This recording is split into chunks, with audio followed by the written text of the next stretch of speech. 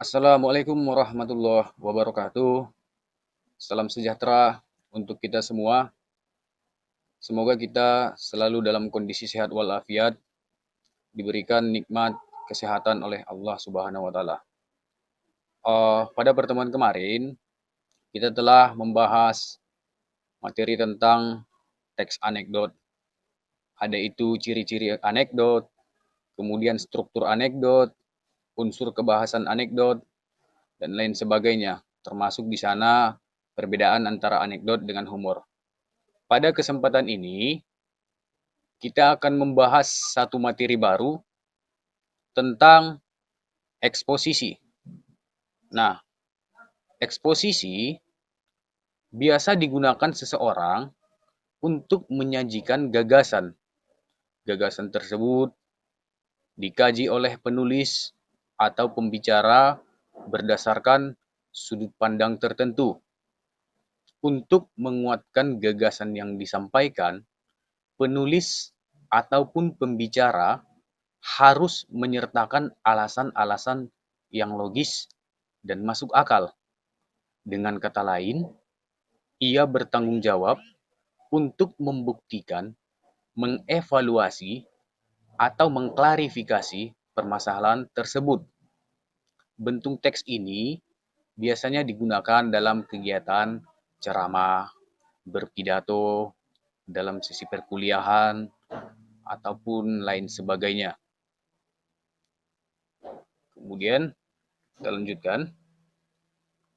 Teks eksposisi itu biasanya bersifat mengajak. Nah, karena ciri teks ini menjawab pertanyaan apa, siapa, kapan, di mana, mengapa, serta bagaimana.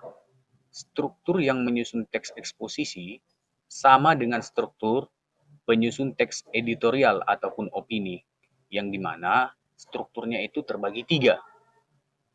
Yang pertama ada tesis, kemudian ada argumentasi, kemudian pernyataan ataupun penegasan ulang. Oke, sekarang kita perhatikan selanjutnya. Nah, secara umum, pengertian dari teks eksposisi adalah paragraf atau karangan yang terkandung sejumlah informasi dan pengetahuan yang disajikan secara singkat, padat, dan akurat. Pendapat lain menyatakan bahwa teks eksposisi adalah jenis teks yang memiliki fungsi menyampaikan gagasan-gagasan berupa pemikiran tentang suatu topik. Paragraf eksposisi ini bersifat ilmiah. Maksudnya di sini ilmiah yaitu bersifat keilmuan atau dapat dikatakan non-fiksi. Kemudian kita lanjutkan lagi. Tujuan teks eksposisi. Nah, teks eksposisi di sini jelas memiliki tujuan, yaitu adalah untuk menjelaskan informasi tertentu supaya dapat menambah ilmu pengetahuan pembaca. Sehingga dengan membaca teks eksposisi, maka pembaca akan mendapatkan pengetahuan secara rinci dari suatu hal atau kejadian. Nah, di sini ada ciri-ciri teks eksposisi. Antara lain, yang pertama dalam menulis teks eksposisi, kita harus menulis secara singkat dan padat dan tidak bertele-tele. Kemudian, ciri teks eksposisi yang kedua, gaya informasi mengajak. Nah, eksposisi sebenarnya tujuannya untuk mengajak, akan tetapi disertai beberapa alasan-alasan yang logis dan masuk akal. Kemudian, penyampaian teksnya secara lugas dan menggunakan bahasa yang baku. Kemudian, menjelaskan informasi-informasi tentang pengetahuan. Nah, inilah tadi yang dikatakan bersifat ilmiah. 5. Tidak memihak berarti tidak memaksakan kemauan dari penulis terhadap pembacanya. Ciri-ciri yang keenam, teks eksposisi bersifat objektif dan netral. Maksudnya di sini objektif berdasarkan pengamatan lapangan langsung.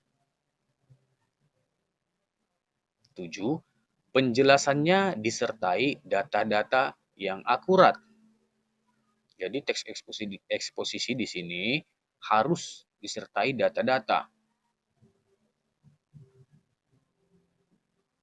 Poin ke-8, fakta digunakan sebagai alat konkretasi dan kontribusi. 9. Umumnya menjawab pertanyaan apa, siapa, kapan, di mana, mengapa, dan bagaimana. Kemudian kita lanjutkan lagi. Nah, setiap teks itu biasanya ada struktur-strukturnya. Nah, baik itu anekdot, ataupun teks argumentasi, ataupun teks cerpen, seluruhnya itu mempunyai struktur ataupun bagian-bagian. Nah, dalam teks eksposisi di sini kita perhatikan ada beberapa struktur. Yang pertama ada judul. Nah, dalam menulis judul hendaknya menggambarkan sesuatu yang dibahas dalam teks eksposisi. Judul seharusnya ditulis dengan kata-kata yang singkat, menarik, dan syarat akan makna. Nah, penulisan judul sangat dibutuhkan harus menarik. Kenapa? Agar nantinya pembaca keingintahuannya meningkat untuk membaca teks tersebut. Kemudian, 2. Pernyataan umum atau tesis.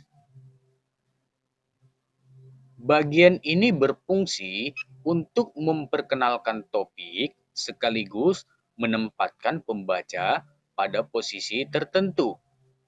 Karena dengan teks yang digunakan penulis itu ingin mengemukakan pendapat, maka pembaca bisa berada pada posisi sependapat atau pada posisi yang berseberangan dengannya. Kemudian,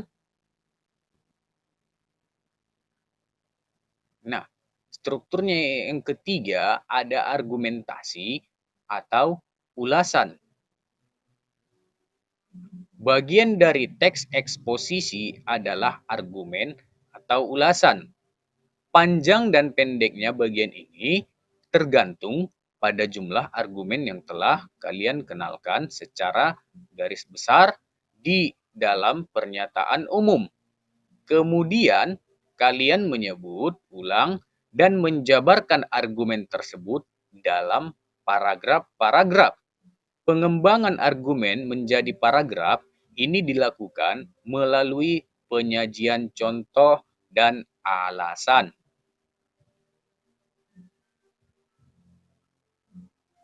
Yang keempat, penegasan ulang pendapat atau sering disebut dengan simpulan.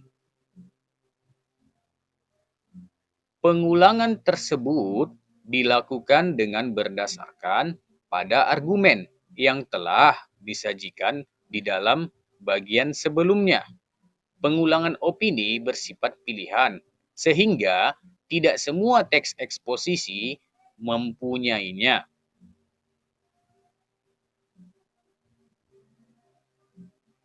Nah, sekarang mari kita perhatikan contoh teks eksposisi singkat beserta strukturnya.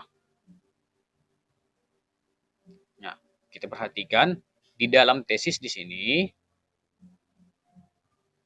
Dalam hal ini, sebenarnya hukum yang ada di Indonesia sebagaimana yang telah diatur pada undang-undang telah secara tegas mengatur hukuman berbagai pelaku tindak kejahatan. Namun, realitanya seringkali terjadi ketidakadilan hukum yang merugikan banyak orang. Hukum boleh saja tegas, namun menjadi tumpul di hadapan koruptor. Nah, ini bagian tesis pada contoh teks eksposisi. Kemudian kita lanjutkan. Argumentasi. Bukan rahasia umum lagi bahwa para koruptor di Indonesia mendapatkan hukuman yang tingkatannya masih tergolong ringan. Bahkan ada koruptor yang menerima fasilitas mewah padahal sudah merugikan bangsa. Seringkali kita menonton berita bahwa seorang maling dihajar massa hingga tewas. Namun, belum banyak pernah ada koruptor di Indonesia dikeroyok massa sampai tewas. Nah, inilah pada bagian argumentasi di struktur teks tersebut.